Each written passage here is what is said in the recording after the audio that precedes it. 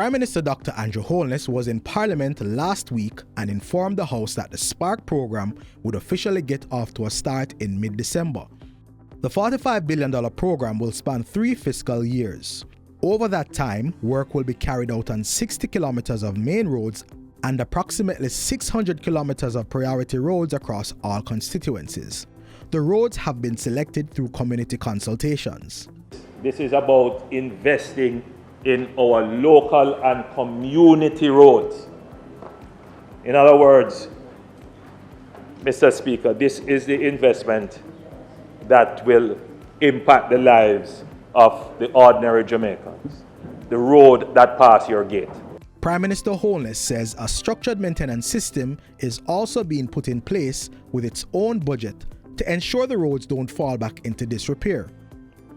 The government is also utilizing the opportunity of Spark to carry out an assessment of the country's full network of roads.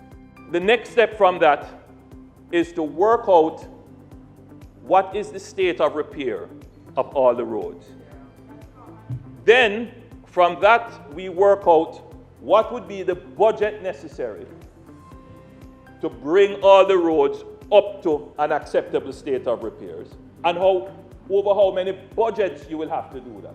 Another announcement of the Prime Minister is the approval of over $1.3 billion from members of Parliament to undertake their annual end-of-year routine maintenance of community infrastructure.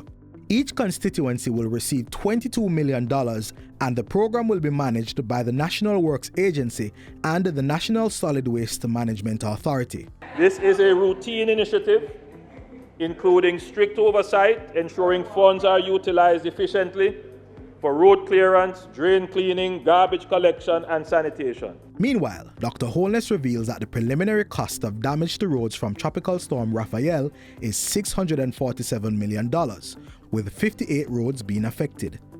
Of that figure, he says $311 million is required for immediate road clearance and repairs.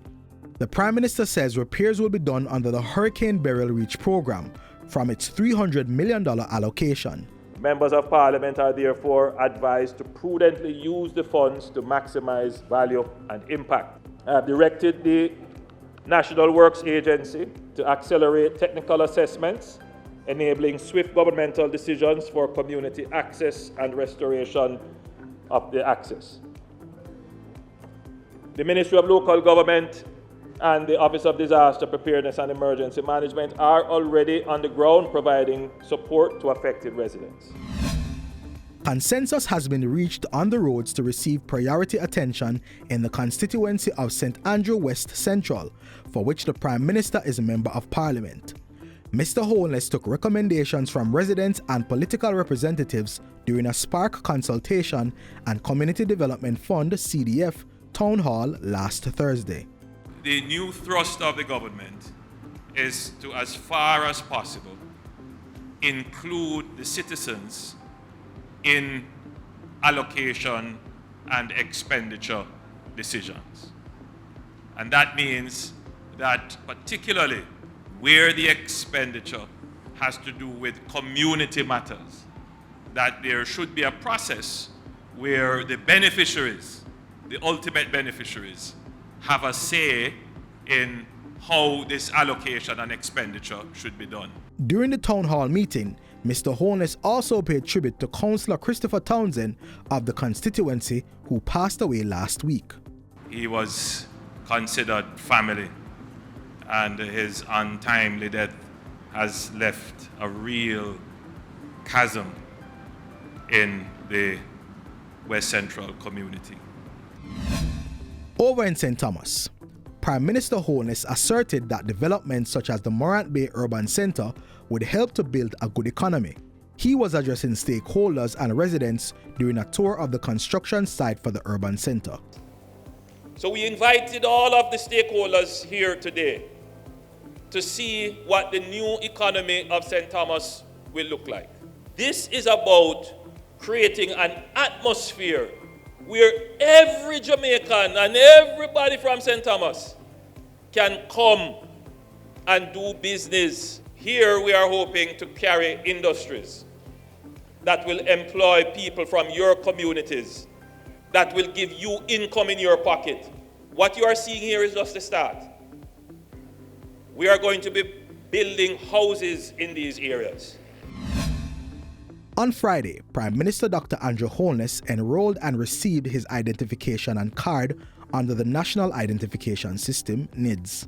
I'm encouraging all Jamaicans to participate in this very important chapter in our nation's history, where every Jamaican can have a secured national ID. 300 people who were enrolled in the pilot phase of NIDS will begin receiving their cards this week.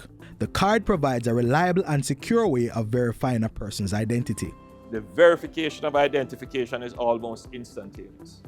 And therefore, the law that supports the ID says that if you present your ID, no other form of identification is required, because this card has the ability to verify your identity on the spot.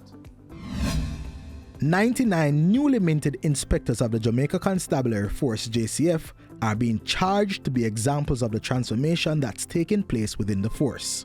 The officers are graduates of the JCF's Inspector Development course.